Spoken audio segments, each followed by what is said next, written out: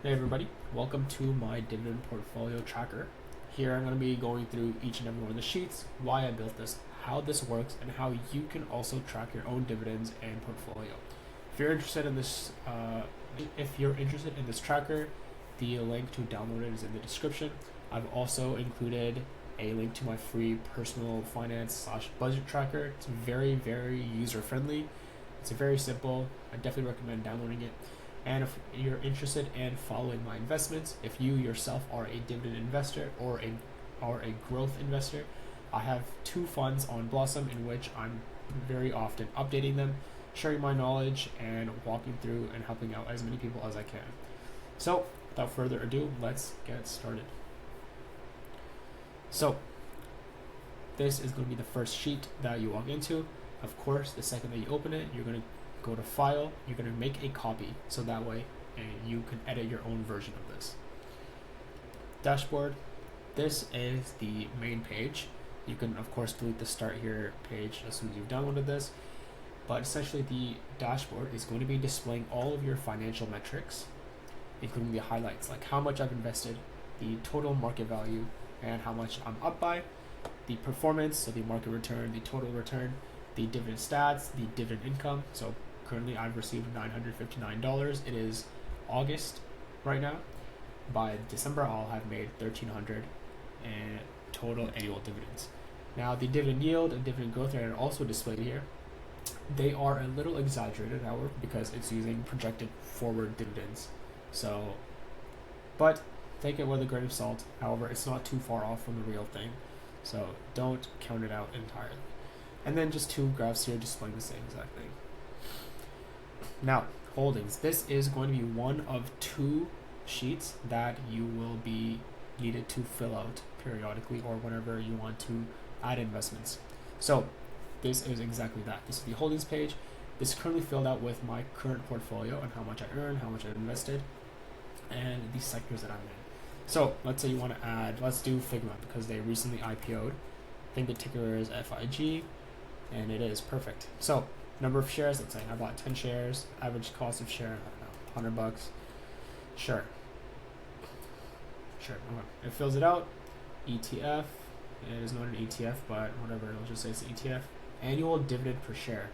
This you probably won't know off the top of your head, so one way I like to do, Figma, annual dividend per share. Alright, 180. That's an annual dividend of 180. Okay, cool. 1.8. And the dividend growth rate. Okay. Figma dividend growth rate is 0 as of right now. Okay. And the rest is then filled out. So, simple enough. Yellow equals manual input, in case you forget. All the final calculations at the bottom or down here is what's going to be reflected on your dashboard over here. Now, again, like I said, this is only one of two sheets that you'll be required to fill out. The second one is the dividend log. This one's fun. You can track all of the dividends that you're actually making. Now here, I've filled out the actual dividends that I've made with these 4 ETFs in the last 2 years. I have not included other ETFs that I've invested in just because I sold them, and for simplicity purposes, I've only included what I'm currently holding and the amounts that they've paid me since I've started holding them, which accounts to 500 plus 400 plus 30. So it's a very simple way to track yourself, and of course if you sold a position you can identify it over here and it will automatically and continuously update the dashboard that's at the front page over here. So holdings, dividend logs, these are the two main pages that you're going to be editing. Monthly data, you can fill it out if you really want to. If you really want to track absolutely everything on this sheet, then this page and the watch list are perfect for that. I personally don't really care about tracking it on Excel. I just like to see my dashboard, my holdings, and my dividend logs on this.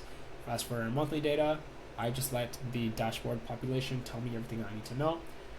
And as for the watch list, I decided to include it here just in case if you guys really want to track absolutely everything here. I really just rely on my watch list on my brokerage. I think it's easier to navigate on my phone with the one single scroll. However, to each their own. I've included it here in case you want it.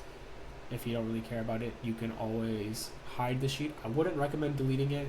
because there are a lot of formulas in this dashboard that are linked to each individual page. So deleting a page may kind of ruin this entire dashboard, and you have to really figure it out yourself. So I recommend, if you don't really care about these two sheets, just hide them and everything will be okay. But yeah, that is pretty much it as a quick walkthrough. Again, if you're interested in downloading this dashboard, the link is in the description. It'll take you to my shop, where you can also find other free resources, and my socials, where I'll be posting and walking through my daily, weekly, and monthly investments and whatever's going on in the stock market. So if you're interested, definitely check it out, and thanks for watching.